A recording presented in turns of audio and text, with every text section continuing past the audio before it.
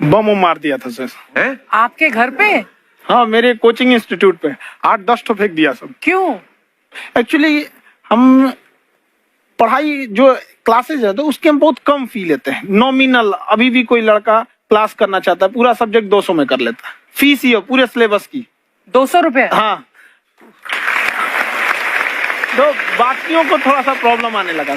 और हमको समझाएं, हम क्या, हमको क्या दिक्कत है, क्योंकि बहुत सारे लड़के जब हम लोग अपने स्टूडेंट लाइफ में थे, इंटरमीडिएट क्रॉस किए थे, तो हमारे साथ के कुछ लड़के पढ़ने के लिए चले गए थे दिल्ली, उनको यूपीएससी निकालने के लिए चले गए थे। हालांकि जो गए थे उनमें किसी का नहीं हुआ। तो हम लोग ना उनको जब स्टेशन छोड़ने आए थे, बड़ा भारी मन से हम लोगों ने विदा किया कि इन लोग के गार्जियन कितने पैसे वाले, इन्हें भेज दिए वहां, हम लोग के नहीं भेज सकते थे।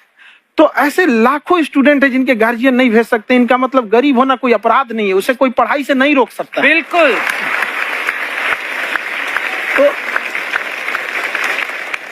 तो हमने ठान लिया था कि कभी अगर मौका मिलेगा तो उसको हम जरूर कम करेंगे। तो इस साल हमको मौका मिला, तो वो जो टफेस्ट एग्जाम है इंडिया का, यूपीएससी, उसकी 2.5 लाख की फीस को हम 7,500 में कर दिए। और सेम, बहुत बढ़िया, वेरी गुड। और इंडिया के सबसे बेस्ट टीचर के साथ, जो भी हैं वो अपने सब्जेक्ट में उससे बेस्ट इंडिया में कोई नहीं। और इतना के बावजूद, ऐसे हम लोग को लगता होगा 7,500 बहुत कम है, एक लड़की ने कहा कि सर शाम वाले बैच को ना मॉर्निंग में कर दीजिए। हम कहे बाबू तो इतना सबके इंडिविजुअल से तो बैच ट्रांसफर नहीं, तो क्या प्रॉब्लम है? उसने कहा ना शाम में हमको दूसरे के यहाँ बर्तन मांजने जाना होता है। तो हम लोग को लगता है कि जितना ये तकलीफ इससे कई गुना ज्यादा है।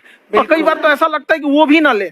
एक लड़का बेचारा नदी से बालू निकालता था और वो बालू को भरता था, फिर नाव बालू को किनारे लेके बेचती थी, और वो बालू भरता था, उससे मेरी फीस ले आया। हमारा हाथ कांप गया, हम कैसे फीस ले लेंगे यहाँ पर। बहुत बढ़िया।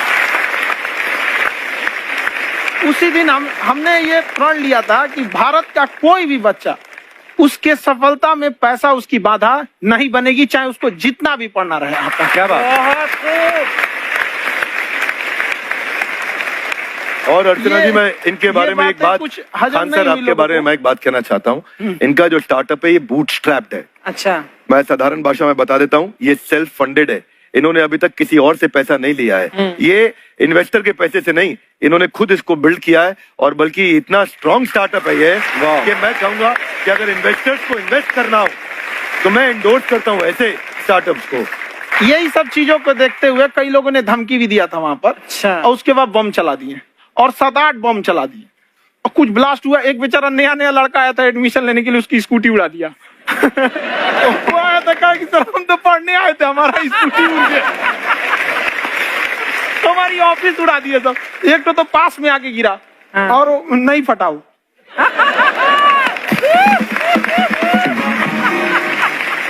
बाद में बहुत सारे लोग धमकियां दिए, लेकिन कहते हैं ना, सूरज कितना भी तेज चमक ले, समंदर नहीं सुखा सकता। वाह वाह वाह, क्या बात है। मैम एक्चुअली ये फीस कम करने का एक और रीजन है। 2.5 लाख 3 लाख की जो फीस में सब लोग पढ़ाई एफोर्ड नहीं कर पाते, इसलिए वो कुछ ही लोग एफोर्ड कर पाते हैं, तो उनका मेंटल लेवल तो बहुत ऊपर चला जाता है। लेकिन एक पूरे देश का मेंटल लेवल थोड़ा सा स्टेबल नहीं हो पाता। तो जब फीस कम रहेगी तो हर वो लड़का तैयारी करने के लिए आगे आएगा जिसका सपना है देश के लिए कुछ करने का। सीटें लिमिटेड हैं, उन्हें को मिलेगी, लेकिन जिन्हें नहीं मिलेगी उसे मिलेगा देश का एक जिम्मेदार नागरिक। तो इस देश को बदलना। हम लोग विश्व गुरु कहे जाते थे, क्यों? क्योंकि दुनिया से लोग हमारे यहाँ पढ़ने आए थे। चाइना से ह्वेनसांग आया, फायान आया, आज कोई नहीं आता है। हम लोग का उद्देश्य एक समय आएगा जो फिर आएंगे यहाँ पढ़ने के लिए। क्या बात है। पर आप देखो अर्चना जी, सबसे ज्यादा IPS IAS बिहार से निकलते हैं। आप देखो पढ़ाई लिखाई में पॉलिटिशियन बहुत बड़े बड़े निकले हैं। अब तो ऐसा नहीं है। नहीं है, खेती करेगा तो कोई खास वो नहीं रहे, ऑप्शन भी नहीं है। सही बात है। बिहार की मिट्टी में एक चीज है, जिद तो बहुत जबरदस्त है। कुछ भी नहीं रहेगा तो सब कुछ पाने का उसको जिद रहेगा, करके भी दिखा देगा, कर देंगे हमें आपको। कहाँ सर, हमने सुना है आप 5 स्टार में रुके थे कल, और नीचे जाके वड़ा पाव खाने गए आप रेडी पे।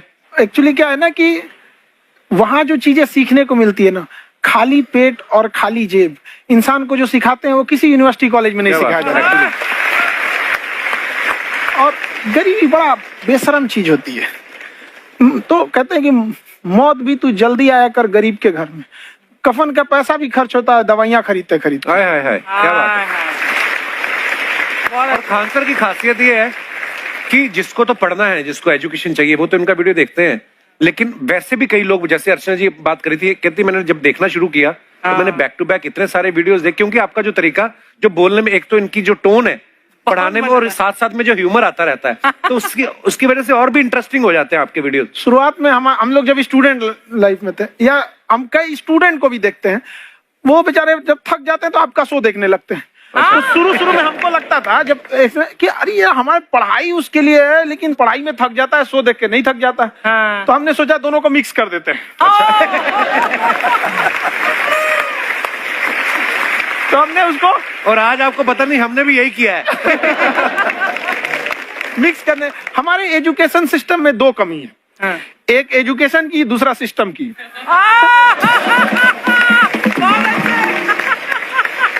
लगा के गोरी लेंस नीला नीला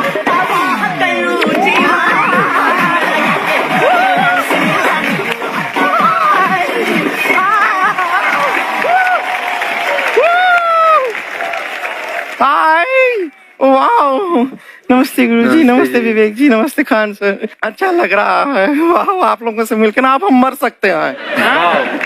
मरो फिर। ये कैसी बातें कर रही हो गुड़िया तुम? हम कह रहे हैं हम इंड पे मर सकते हैं। आप पटना से है ना? हमें भी पटना पसंद है, बस कोई पटाने वाला चाहिए।